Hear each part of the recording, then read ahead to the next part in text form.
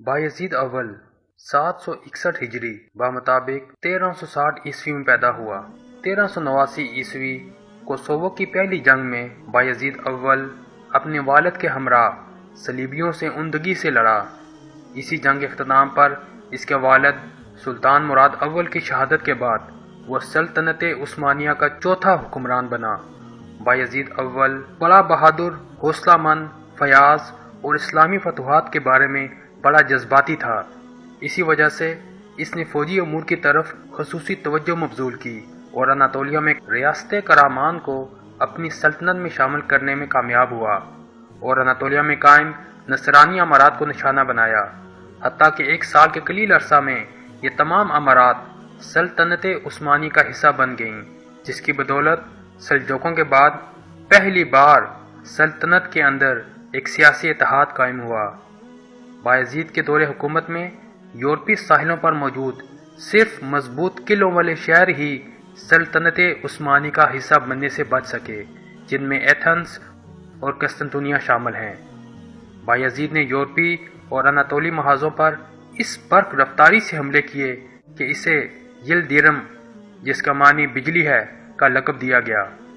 Serbia کے ساتھ بایزید نے دوستانہ تعلقات قائم کرنے کی پالیسی اختیار کی، حالانکہ سرب ہی عثمانیوں کے خلاف بلکانی اتحاد کے قیام کا سبب تھے۔ اس سے بایزید کی غرض یہ تھی کہ وہ دولت سربیا سے اپنے اور ہنگری کے درمیان ایک دیوار کا کام لیں۔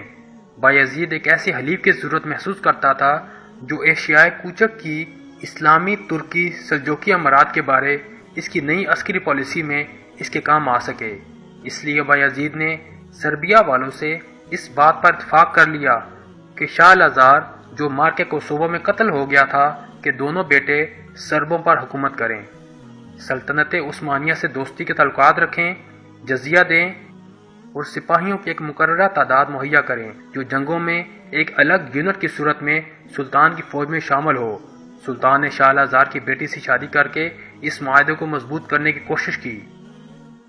797 ہجری بمطابق 1393 عیسوی کو بایزید بڑی برق رفتاری کے ساتھ بلغاریہ کی طرف بڑھا اور اس پر قبضہ کر لیا۔ یہاں کی پوری آبادی نے اپنی گردنیں خم کر دیں اور اس کے ساتھ ہی اس کی سیاسی آزادی ہمیشہ کے لیے ختم ہو گئی۔ بلغاریہ کا سقوط کیا عمل میں آیا کہ پورے یورپ میں کوہرام مچ گیا۔ تمام یورپی طاقتیں بایزید کے رعب و دبدبا سے تھر تھر کانپنے لگیں۔ 1394 عیسوی میں سلطان بایزید اول نے تھیسالونیکی اور البانیہ کے علاقے فتح کیے۔ 1394 میں ہی صلیبی مسیحی فوجوں نے بادل نخواستہ ایکا کر لیا اور بلکان سے عثمانیوں کا نام و نشان مٹانے کی سبیل کرنے لگے۔ شاہ ہنگری سگسمند اور پاپ ناہم بونیفیس دولت عثمانی کے خلاف صلیبی مسیحی یورپی اتحاد کی تبلیغ کے لیے اٹھ کھڑے ہوئے۔ اس اتحاد میں بہت سی سلطنتیں، جس میں جرمنی، فرانس، انگلستان، اسکاٹ لینڈ، سوئٹزرلینڈ، جنوبی زیریں علاقے اور اٹلی کی بعض امارات شامل تھیں۔ یہ سلطنت عثمانیہ کے خلاف 14ویں صدی عیسوی کا سب سے بڑا اتحاد تھا۔ اس صلیبی حملے میں تقریباً 12 لاکھ جنگجوؤں نے حصہ لیا۔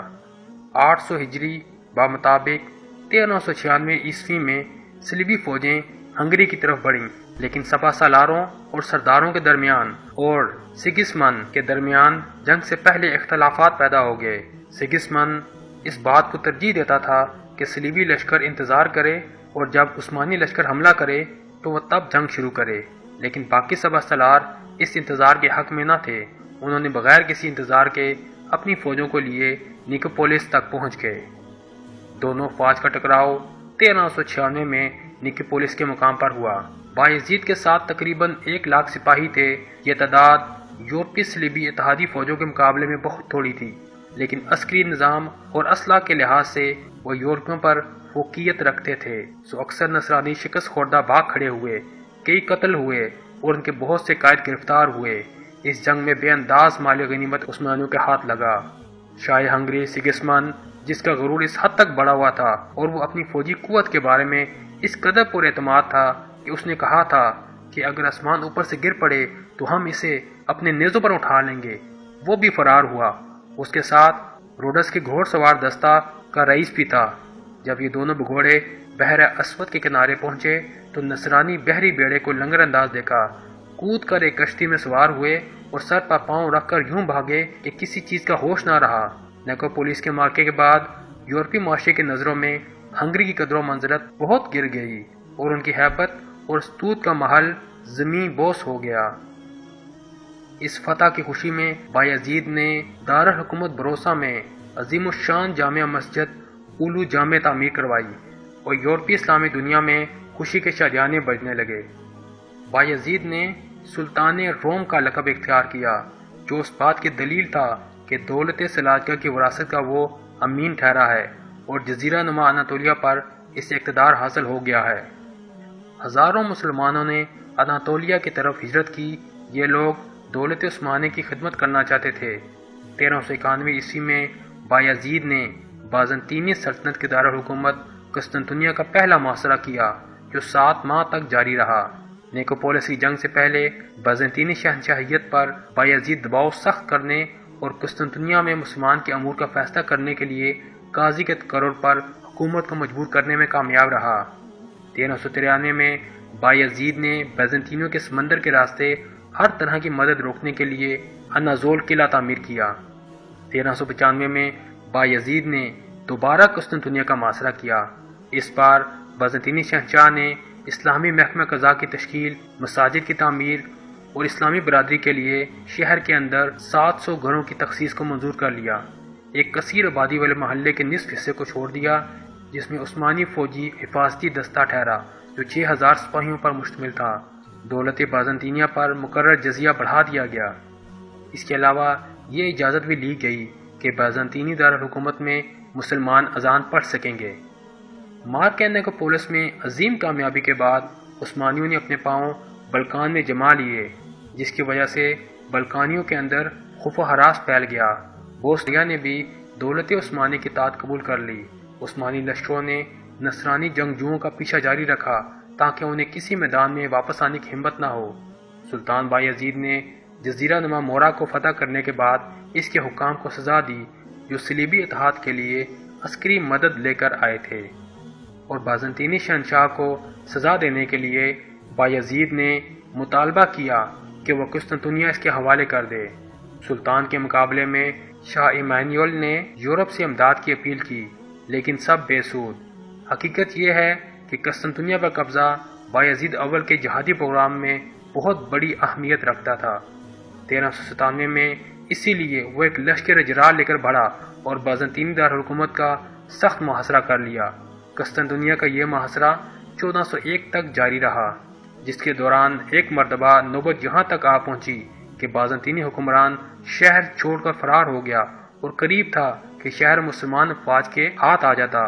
یورپ اس انتظار میں تھا کہ آج یا کل کس وقت اس قدیم دارالحکومت کا سقوط عمل میں آتا ہے کہ سلطان ایک نئے خطرے سے نمٹنے کے لیے محاصرہ اٹھا کر مشرقی علاقوں کی طرف روانہ ہو گیا۔ 1400 عیسوی میں وسط ایشیا کا جنگجو حکمران تیمور مقامی حکومتوں کو زیر کر کے ایک وسیع سلطنت قائم کرنے میں کامیاب ہو گیا۔ تیمور اور سلطان بایزید کے درمیان جب کلش میں مختلف عوامل اور اسباب کار فرما تھے، جن میں اہم ترین عراق کے وہ امیر جن کے علاقوں پر تیمور نے قبضہ کر لیا تھا وہ سلطان بایزید کے ہاں پناہ گزین ہوئے۔ اسی طرح ایشیا کوچہ کے بعض امراء نے آ کر تیمور کی پناہ لے لی تھی، اور دونوں جانب پناہ لینے والے یہ امراء تیمور اور سلطان بایزید کو جنگ پر اکساتے رہتے تھے۔ اس کے علاوہ نصرانیوں نے تیمور کو شے دی کہ وہ سلطان بایزید پر حملہ آور ہو اور اس کا خاتمہ کر دے۔ دونوں حکمرانوں کی طرف سے ایسے خطوط تحریر کیے گئے جس میں ایک دوسرے کی تصدیق کی گئی، جس نے جلتی پر تیل کا کام کیا، اور سب سے بڑھ کر یہ کہ دونوں حکمران اپنی سلطنت کو وسیع کرنا چاہتے تھے اور ان کی ریاستوں کی سرحدیں ملتی تھیں۔ یہی چیز اس چپکلش کا اصل محرک ثابت ہوئی۔ تیمور اپنے لشکر کو لے کر آگے بڑھا، سیواس پر قبضہ کر لیا اور شہر کے محافظ لشکر کو شکست دی۔ سلطان بایزید ایک لشکر لیے 804 ہجری بمطابق 1402 عیسوی کو تیمور کے مقابلے میں انقرہ پہنچا۔ 20 جولائی 1402 عیسوی کو جنگ انقرہ میں تیمور نے عثمانی فوج کو شکست دے کر سلطان بایزید کو گرفتار کر لیا۔ سلطان بایزید کو جنگ انقرہ میں شکست کا اتنا غم تھا کہ وہ 1 سال بعد ہی 1403 میں دوران قید انتقال کر گیا۔ کہا جاتا ہے کہ تیمور نے شروع میں دوران قید سلطان بایزید کے ساتھ اچھا برتاؤ کیا، لیکن جب سلطان بایزید نے 3 بار بھاگنے کی کوشش کی تو تیمور نے سلطان بایزید کو پنجرے میں بند کر دیا اور اسے ہر جگہ لیے پھرتا تھا، لیکن اس بات میں کتنی صداقت ہے کچھ نہیں کہا جا سکتا۔ تیمور کے مقابلے میں سلطان بایزید کی ناکامی کی وجہ اس کی عجلت اور وہ جنگی جنون تھا جس کی بدولت وہ اپنے مد مقابل کی صحیح طاقت کا اندازہ نہ لگا سکا تھا۔ اپنی فوج کے ہمراہ جہاں سلطان بایزید نے پڑاؤ کیا وہ جگہ کسی لحاظ سے بھی میدان جنگ کے قابل نہ تھی۔ سلطان بایزید کے بہت سارے فوجی تو پانی کی عدم دستیابی کی وجہ سے پیاس سے ہی مر گئے کیونکہ بلا کی گرمی پڑ رہی تھی۔ جو ہی دونوں لشکر آپس میں گھٹے، تتاری لشکروں کے پاؤں اکھڑ گئے جو سلطان بایزید کی فوج میں تھے اور وہ انقرہ سے بھاگ کھڑے ہوئے۔ اسی طرح اسیویہ امارات کے لشکر جو اس کی فوج میں ان علاقوں کی فتح کے بعد شامل ہوئے تھے ثابت قدمی کا مظاہرہ نہ کر سکے۔ سلطان بایزید اور اس کی بقیہ فوج بڑی بہادری سے لڑی، لیکن ان کی ایک نہ گئی اور میدان تیمور کے ہاتھ رہا۔ یورپ کی نصرانی حکومتیں تیمور کی کامیابی سے بہت خوش ہوئیں۔ انگلستان، فرانس، قشتالہ اور قسطنطنیہ کے بادشاہوں نے تیمور کو مبارکبادی کے پیغام بھیجے۔ یورپ کو یقین ہو گیا کہ عثمانی خطرہ جس سے وہ عرصہ دراز سے ڈرے ہوئے اور سہمے ہوئے تھے ہمیشہ کے لیے ٹل گیا ہے۔ سلطان بایزید کی شکست کے بعد تیمور نے غزنیق، بروسا اور دوسرے کئی شہروں اور قلعوں پر قبضہ کر لیا۔ اس کے بعد وہ آگے بڑھا اور ازمیر کے دروازے پر دستک دی۔ عالم اسلام تیمور پر لعن طعن کر رہا تھا کیونکہ اس نے سلطان بایزید کی یورپ کی طرف بڑھتی ہوئی فوجوں پر حملہ کر کے اسلام پر کاری ضرب لگائی تھی۔ تیمور نے ایشیائی کوچے کے امراء کو ان کی سابقہ املاک کو واپس کر دیا اور اس طرح وہ امارات جن کو سلطان بایزید نے اپنی سلطنت میں شامل کر لیا تھا دوبارہ خود مختار ہو گئیں۔ تیمور نے ایک اور سیاسی چال چلی اور سلطان بایزید کے بیٹوں میں پھوٹ ڈال کر تاج و تخت کے لیے ان کو آپس میں لڑا دیا۔ سلطان بایزید کے 5 بیٹے تھے اور یہ پانچوں ہر مارکے میں اپنے باپ کے شانہ بشانہ لڑے۔ ان میں سے ایک کا نام مصطفیٰ تھا جس کے بارے گمان کیا جاتا ہے کہ وہ جنگ میں مارا گیا۔